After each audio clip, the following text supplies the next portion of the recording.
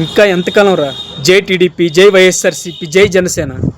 ఒక నాయకుడిని ఎన్నుకోవడానికి ఆయనకు ఉండాల్సిన లక్షణాలు ఏంటి? ఏమన్నానంటే మాది మావిగన్, మాది అమరావతి, ఇవేనా? అతను ఎన్నుకోవాల్సిన లక్షణాలు ఏంటి? ఏముండాలి? మనకు తెలియకపోవచ్చు, కలంగారి తెలుసు కదా. A leader must have a vision. A leader must have the passion to realise the vision. A leader must be able to travel on an unexplored path. A leader must know how to manage both success and failure. A leader must have the courage to take decisions.